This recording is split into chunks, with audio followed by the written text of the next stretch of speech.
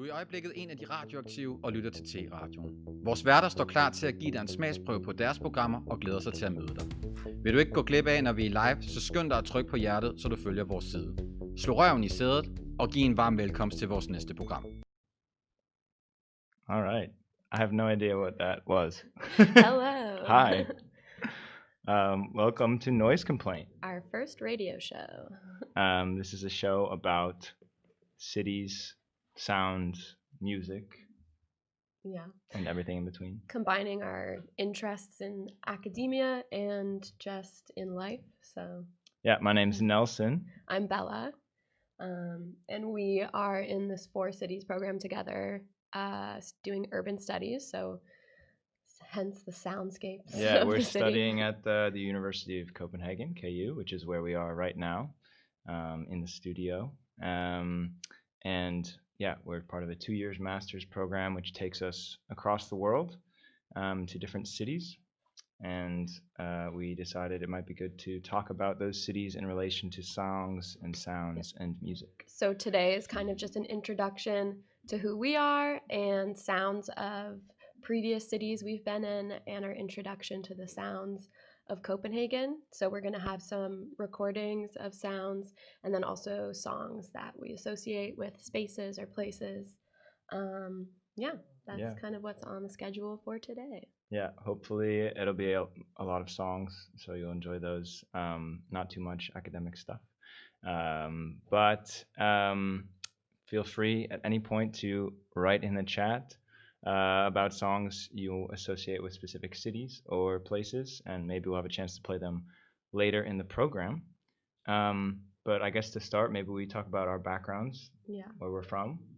So I'm from Boston in the United States, and I studied politics in Ohio in a really small town. And then I had no idea what I wanted to do after that. So instead of making a decision, I just stayed in school, and now I'm here. Yeah, and I'm from the States as well. I'm from Washington, D.C. I studied in Connecticut and New Haven and studied history and sort of bounced around after graduating. Worked in New York, worked at a ski resort out west in the States, and also, I kind of had no idea what to do, so decided to go back to school. And we're both very excited to be in Europe, especially these days. Yeah, Copenhagen also is probably the best place to be right now during the pandemic, so it's a treat. It's really nice. I don't know how many of our listeners are tuning in from outside of Copenhagen, but in Copenhagen it feels like Corona is not a thing, which is pleasant, but also a little bit eerie, I guess. Yeah, and I mean, something that I've definitely noticed is that the soundscapes of cities have totally changed during quarantine. The sounds of specific things like sirens are heard way more, and then like actual social events aren't happening, so you don't really hear the background like murmur of people. It's kind of eerie. Yeah, or you hear more bird sounds, nature in certain ways. Yeah, that's true. We'll get into that. Maybe we should start with a song that you associate with your hometown. Yeah. So this is the song that we'll play is by the Dropkick Murphys. Not a band that I like, but heavily associated with Boston, like this Irish pop punk sound that you just can't get away from. It's kind of like my love-hate relationship with Boston. So. All right. Yeah, here we go. Enjoy. Wow. All right, so what a song. So musical. But yeah, I guess that song reminds me of like forced sporting events and like drunk people in Boston, and it's like always playing near Fenway Park, I feel like, in all the sports bars and stuff. So that's what it reminds me of, but also kind of the like, I don't know, hard, tough exterior of Bostonians, which sometimes I miss. But yeah. I mean, it doesn't seem like I don't associate you with this song. Well, yeah, all. I never listened to this song. This is not my association. It's but like the place. The place, yeah. For me, it's like The Departed. I don't know. Have you seen The Departed? Yeah. It's in that at some point iconic scene. But also apparently, one of our listeners says it's the intro song for the MTV show Nitro Circus. don't know that show. Not familiar. But I'll have to look into it. Yeah. I was actually surprised because when we moved to Vienna, there were posters everywhere because the Dropkick Murphys were doing a world tour at the time. Yeah. And like I was just seeing posters for it everywhere. I was like, I can't escape Boston. Yeah. Like it was funny. I wonder what that means, if they're washed out or if they're just getting started again. Okay, well, I think Boston's a good place to start in relation to talking about soundscapes and this word, which is, please enlighten us. Yeah, so the soundscape is a relatively recent term, kind of 50, 60 years old. Usually it's attributed to this Canadian scholar, Murray Schafer, who's a legend in the field and did a lot to make the term popular. But actually, it goes back earlier to this guy, Michael Southworth, who was also a master's student, just like us, in Boston, or Cambridge at MIT. And he was studying city planning.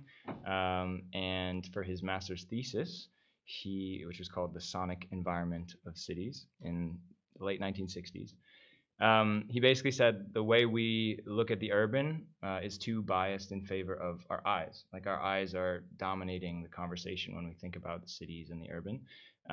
But it's harder for lots of reasons to talk about what we hear and how our ears are important. And he was doing that, in Boston, 1960s. And I think 60 years later, now I think it's still probably dominated by our eyes, this conversation about the city. Although we were speaking about this in class the other day, and one of our classmates was saying that they were filming a movie and it was a restaurant scene, but they didn't have any background noise from a restaurant. So there was like no talking of like chattering in the background or the sounds of dishes or silverware. And the teacher said that the footage was useless because no one's going to know that they're in a restaurant without the sounds that accompany it. So it kind of is like, even though we might not notice, sound is so integral to the spaces that we inhabit. Once it's silent or it's not there, your association kind of disappears and you don't know, you're not as grounded to the place. I think that's definitely true. I mean, the reason we're here is because we think sound and our ears are crucial parts of our experience in the urban. I want to get to another song. So I'm from DC, Washington, DC, and this song that we're about to play is called Pretty Girl from Michigan, which is not DC, obviously, but has strong associations with DC for me, which I will talk about after the song. But let's start it. It's by the Avett Brothers, and here it is. All right, we're back. Hello. Just want to give a shout out to all my friends out there. Vivi, I see you. And all the four citizens listening right now in Copenhagen and beyond. Yeah, and my friend Anya, who's in Philadelphia. And my mom. Miss you. So the song we just heard, again, Pretty Girl from Michigan, for me, brings me right back to Washington, D.C. It's like 2012 in the fall, and I am a senior in college, which means it's my last year, and I'm in the heat of college admissions processes, which in the States is very different than elsewhere, where you're forced to kind of try to sell yourself to these colleges when you're 17, 18 years old. And this song and a lot of these songs by the Avett Brothers really got me through this period. And so it's a sort of bittersweet memory because it was a stressful time, but a really nice kind of remedy through these types of songs. Okay, one more thing I wanted to mention about Southworth, the guy who came up with the soundscape term. We are master students right now thinking about our theses, our master's thesis, and mine is in its very been avoiding thinking about it. So we spent the summer avoiding thinking about it. But something interesting, when Southworth was talking about or thinking about the soundscapes, his way of experimenting in Boston was to get all of his colleagues, his fellow master students, put them in wheelchairs, like blindfold them, and then roll them around the city of Boston. So he has this full list. You can find his master's thesis online. It's like typed out because it's before computers. And he has a whole list of all the places, Beacon Hill, all these different places in Boston, where he was just exposing his students, or his classmates, I should say, to sound, blindfolded in wheelchairs. I wouldn't say it's a fun read, but it's an interesting type of technique for trying to gauge people's auditory senses in the city. Yeah. And that's a good transition into the next part of the show, where we're actually going to play audio clips that we've recorded of different cities we've been in. So kind of shifting from music to more sound or noise. Mm-hmm. We're going to start with Copenhagen, but since we just moved here a couple weeks ago, we haven't really built up our complete understanding of the soundscape here or our association. So it's just kind of what we've been hearing so Odds far. and ends. Yeah. Some conversations that have been recorded, some laughter. Yeah. The rain, cars. Yeah, rain, always rain. Yeah. The wind, although I don't think we have a recording of that. But no. So the next, let's say, 3 or 4 minutes will just be kind of raw audio we recorded on our phones, and got help from others. So as well. Sit back, relax, close your eyes, and picture the city of Copenhagen.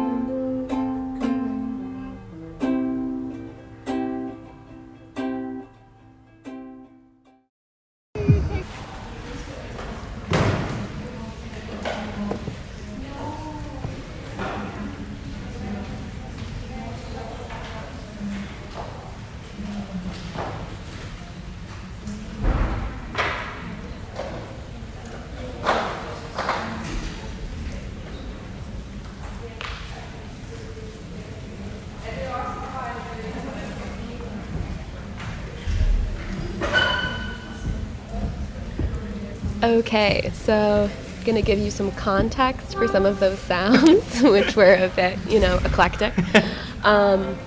So the beautiful laugh that you just heard is our friend Anne.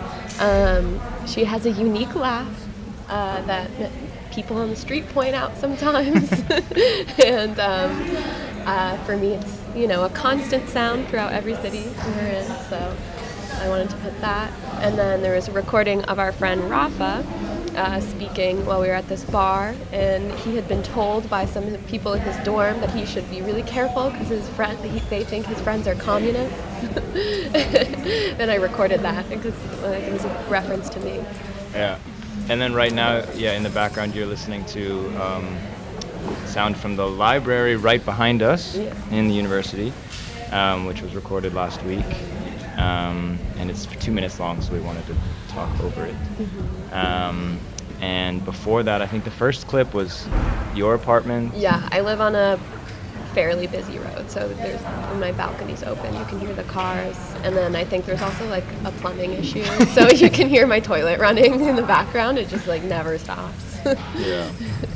Yeah, and at one point you heard ukulele starting to play. I was recording some bells in the background from my window in Fredericksburg, and I was worried that the ukulele was going to keep going, but thankfully the audio cut out before you got any singing or anything. And we're about to hear also some sounds from the harbor, so we'll leave you with that.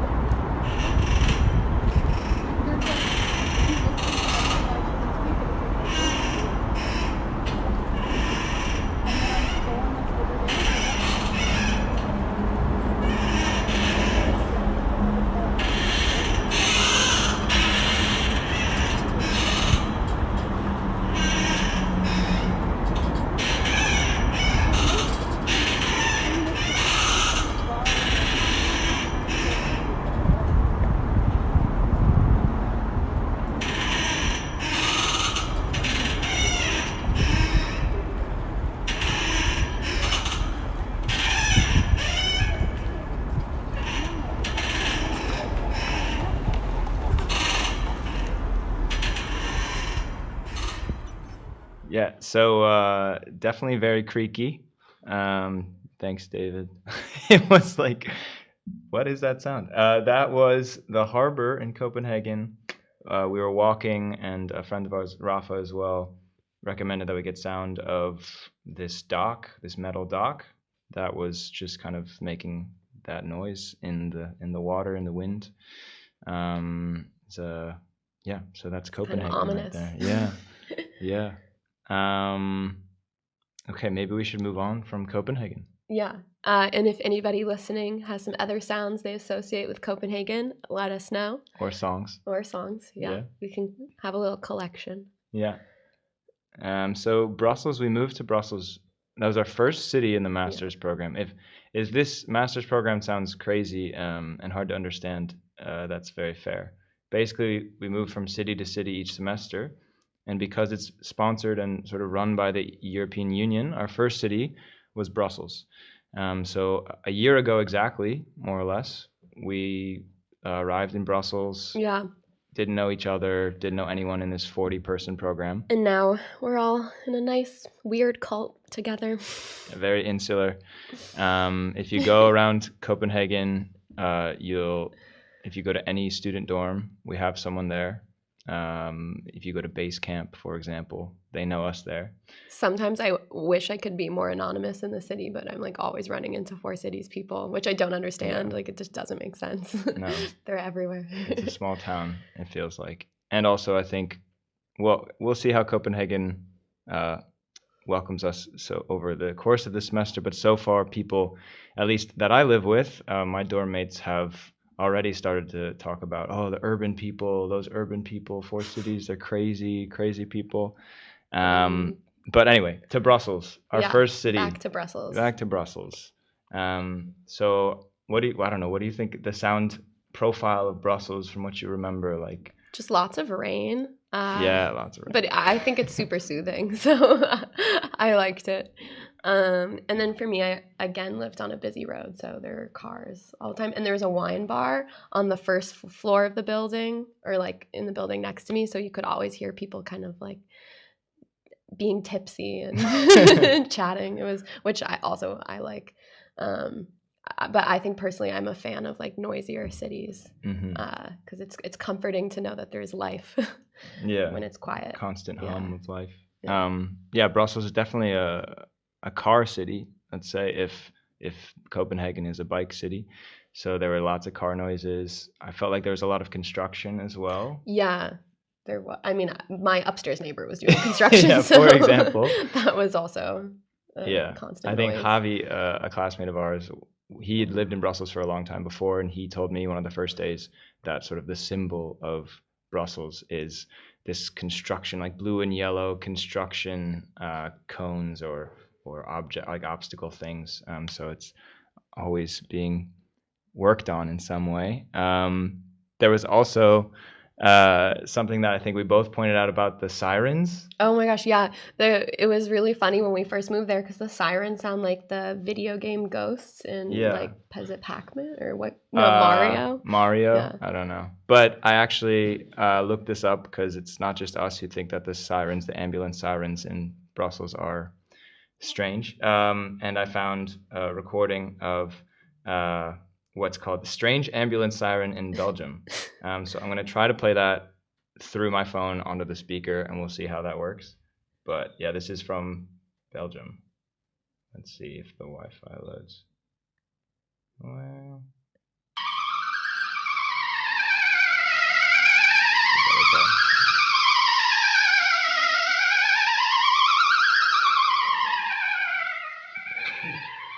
Yeah. Okay, so that's Belgium right there. So kind of felt like living in a video game. Yeah, or a horror movie.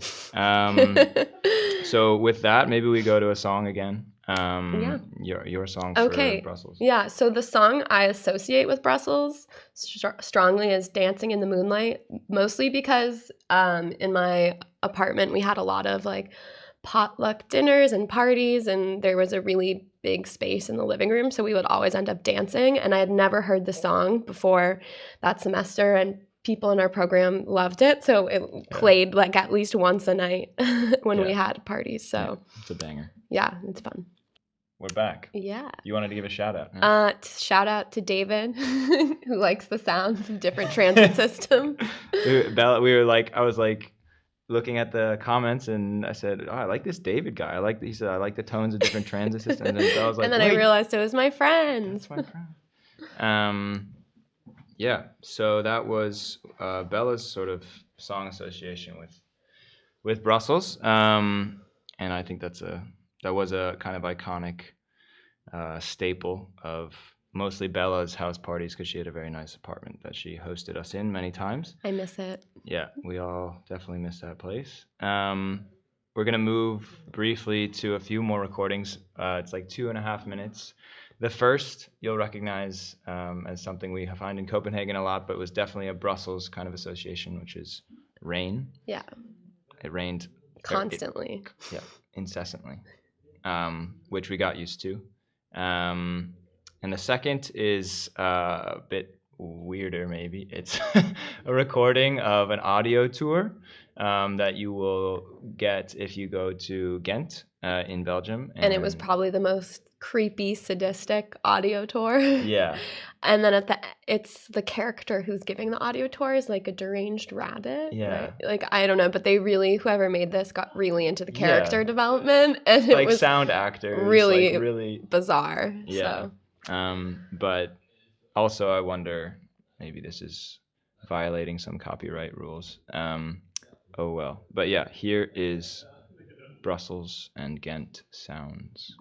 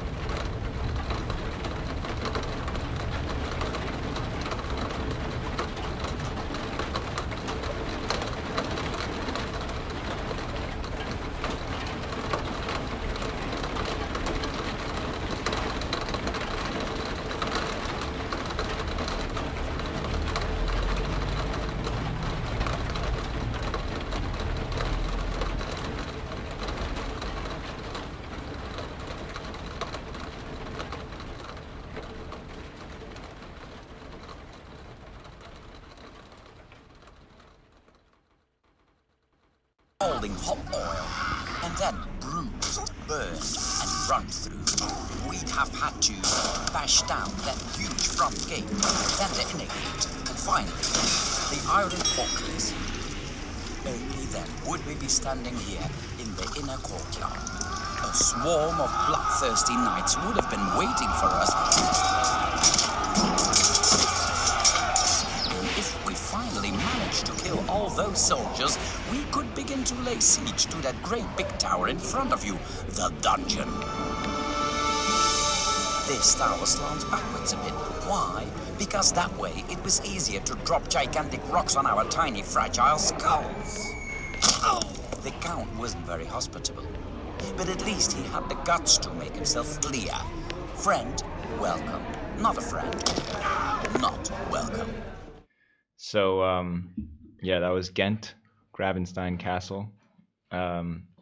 It's a pretty good tour. Like, I would recommend getting the audio guide if you go. For example, it's worth it just because you'll never hear anything like that. Yeah, I had a friend, or she's still my friend, and she's listening, who decided to go to Ghent and visit this castle, but then did not purchase the audio guide for this castle, and her experience, I think, was significantly worse. You're missing out on all the descriptions of torture. Yeah, all these fun things from this really, really iconic deranged bunny. But hopefully she got something from the minute she just heard. So that's good.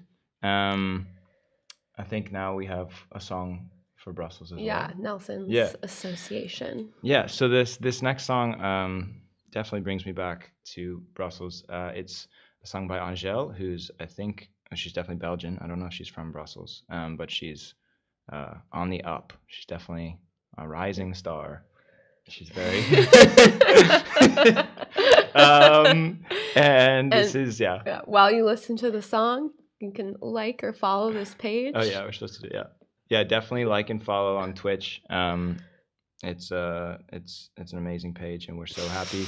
Honestly, very grateful for the opportunity to be here, and we appreciate you guys listening. So here's Angèle. Yeah. We're moving cities. Yeah, now we're going to start talking about the Soundscape of Vienna. We had a long journey to Vienna. We took the train from Brussels through Frankfurt. Yeah, carrying all my things. So many things. Like, they would not fit in the train. It was like bumping into people on the train with our big bags, getting looks from these Belgians. But we made it, and we had a glorious 1 week of school before everything was shut down, and we were in our rooms for the rest of the semester. Yeah, which I'm sure our listeners can relate to. Yeah. It was pretty disappointing, but we did have about a week and a half or 2 weeks of pre-quarantine Vienna to kind of get a sense for what that city sounds like. And for me, it was really jarring because Vienna was so quiet, and I think like people there are really sensitive to sound. Like, I was told to be quiet multiple times, like on a bus. I was just talking at a normal level, I would say. I was told to be quiet in school. I was yelled at. We were in the stairway of the University of Vienna, walking down. It was like me, Bella, Rafa, and we were talking at a normal level. Yeah. And like, I can be loud, but these instances, I was being appropriate. Yeah, and imagine it's a stairway not connected to, like, classrooms off of the stairway. It's just a stairwell. And like a public space. It was pretty middle much. of the day. Yeah. It wasn't like quiet hours, and this guy like shushed us. Yeah. And we were shocked. That was like our third day there. So for me, I kind of have a grudge. But also just on the weekends too, like before quarantine started, on Fridays and Saturdays, the city streets would still be really quiet. Like, it wasn't that same sound. Like, I think in other cities, you kind of hear the sound of the weekend starting because you hear like young people in groups walking around, or that was just not a thing there at all. So I was surprised. And we have a friend, Steve, who's from Vienna, and I think he was always pretty like paranoid about us being quiet. He was. Yeah, he was very particular about our noise levels, which I understand now, having seen older generations in Vienna kind of shush and want some quiet, especially in the first district in Vienna, which is sort of the city center. 10 p.m. onwards, there are a lot of rules, but also just kind of customs of having quiet. And it's like we were in a bar once and we had to go inside because it was 11 p.m. And I had a lot of issues with my neighbors as well because if we weren't silent at like 10 p.m., they would come and knock on the door. But I mean, to be fair, we also had parties during quarantine which was not allowed, and they had a baby, so I understand. But like for me, the 10 p.m. quiet hours thing culturally is so different because in the US that's not a thing at all. So I was just really surprised that and these are obviously stereotypes and generalizations we're making, but there is a bit of evidence to back up this sort of quiet Vienna theory, maybe.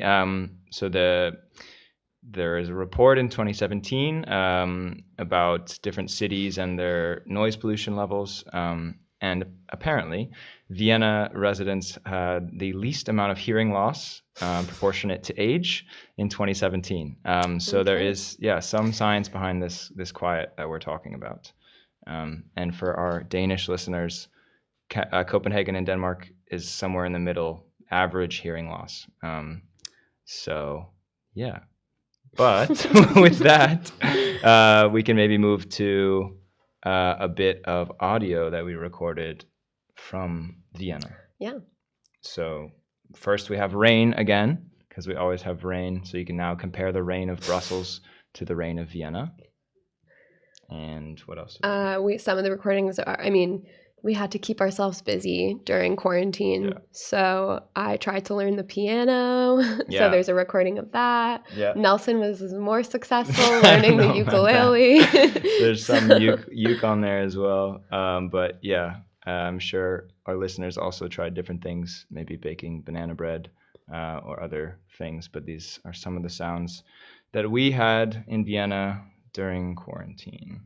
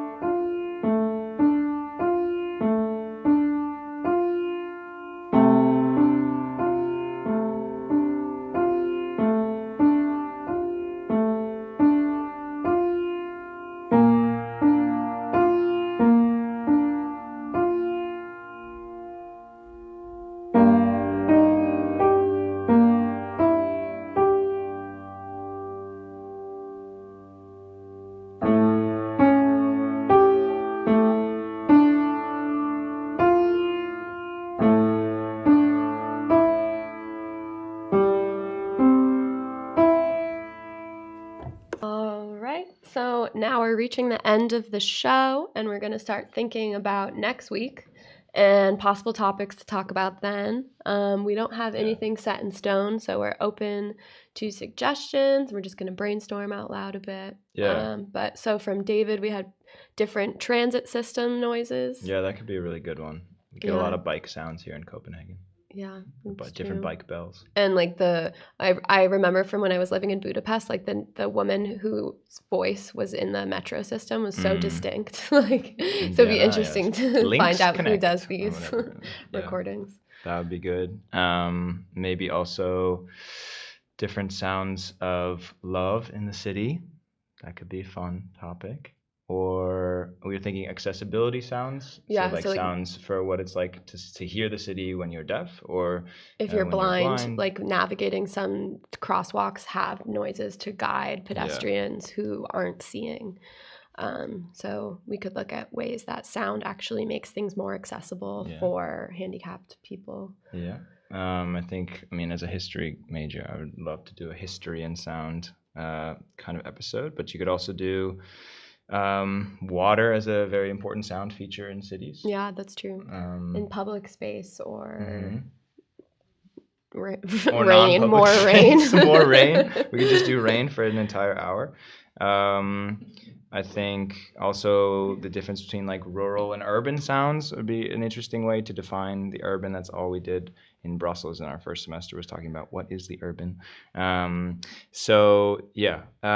if you have ideas for other types of shows we could have with sound in the city, you can put them here in the chat, or you can email us at noisecomplaint.show@gmail.com. Yeah, send us some recordings. Yeah, send audio recordings from anywhere you are in the world, and we'll try to get them in. I made a Gmail account this morning, so that's solid. Yeah. But we're excited to be here. I have to give a shout out quickly to Brendan for the love he's sending, and Alyssa, and so I think that's about it for us this week. Yeah, definitely let us know what you think, and thanks for joining us for our first show. And we'll be back next week, same time, 4 p.m. Copenhagen, 10 a.m. if you're in the States, in the East Coast. But this is Noise Complaint, and hope you have a great Sunday here.